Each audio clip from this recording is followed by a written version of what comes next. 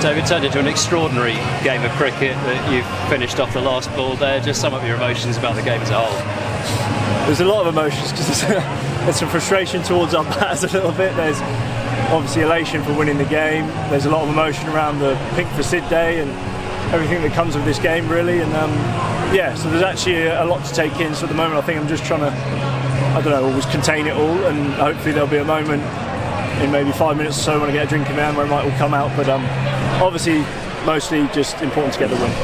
And if you can cast your mind back what feels like about 3 days ago, but 3 key early wickets for you, Vince, Pretorius, Albert, sort of all started there, didn't it?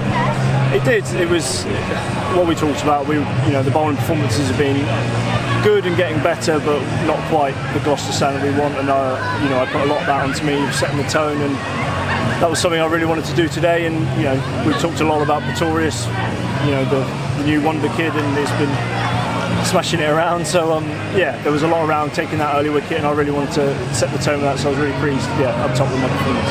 And that third over in the power play as well, was that you twisting the arm, or did Jack Taylor say we want you to have another one? No, I did have to twist. Not a lot, but I just suggested I thought it was the right time to roll that dice again, and luckily with the wicket of Albert it paid off. And it seems like quite a few times in that innings, one bowler would come on and would break a partnership, or again Ben Charlesworth, a couple of wickets for him as well. It just seemed like a really well-rounded performance. It was really pleased for Charlie, really working hard in his bowling. He really wants that opportunity with the ball, but I thought what stood out was the fielding tonight. I think Miles Hammond, 5 catches, he seemed to be everywhere, but everyone held on to their chances tonight, and again was a much more Gloucester-like performance that we know, so that was probably the most pleasing thing. Yeah, I was going to mention Miles Hammond. I think he's equalled a world record there with his 5 catches. He's going to be particularly proud of that one. I'm sure we'll hear about it later. He's our standout fielder. He's always putting himself in the hot spots, so probably no surprise at some point he was going to come up with a match like that. We've seen games before a little bit like that at Bristol where it looks like quite a low target, but it's not always as easy as that. What was the thought on the target at halfway in terms of where it stood? I think we talked about it before, and we thought it would be on the dry side and maybe a bit stoppy, and bowling first, try and catch them a hop, and everything went to plan. And I think normally when you're chasing a score like 120, knowing you only need 6s the whole time, it's normally a bit easier than that, and normally I think we're accustomed to chasing that down in 15, 16 overs or so. And I think it's credit to Hampshire. They made it very tough. They bowled very well, and they put that pressure on all the way right up until the last ball. So I guess cricket was the winner. What were your thoughts when you walked out there to bat? Probably can't say it on the fly.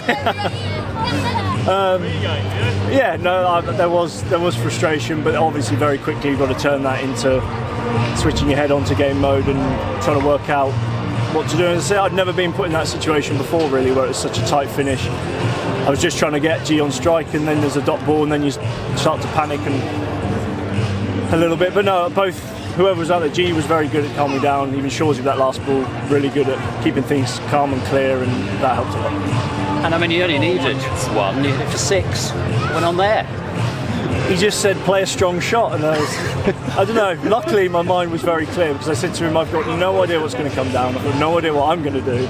I'm going to watch the ball and try and hit it, and then we're going to run as hard as we can. But again, Shawsey very good at kind of just saying, just hit a strong, if it's in your spot, just belt it, don't worry about it. So luckily, I guess the main thing was I managed to keep my mind calm and stay calm under that pressure. You're playing in the pink shirts today. There would have been a little something extra on this game. How did you manage that as a group? What kind of things did you talk about in terms of Pink for Sid Day? I think as I mentioned just before, the captain, Jack, kind of just said, look, we're always out there to give 110% and up for a game, but there's always, when there's something like this, there's just that extra 1% or so to add it on. So as I said, he mentioned that and said, this day's more than cricket, really.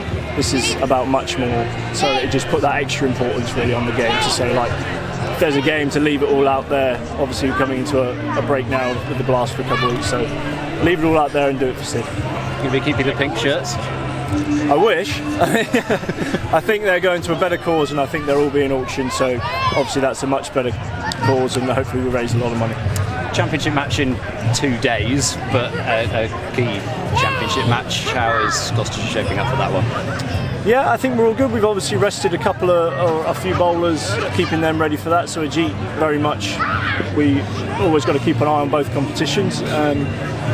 And you know, we've had James Brace has obviously been resting for the T20s as well. So we've got a nice mixture of players that are going to be resting well, and then we've got players who obviously come from the T20, but hopefully carrying on some good momentum now from these last couple of wins and into good form. And yeah, the boys are excited and ready to go again. Obviously, Tom Murphy's here, and it's great to have him around the group. So yeah, the group is very excited. Thanks so much, and congratulations. Thank you.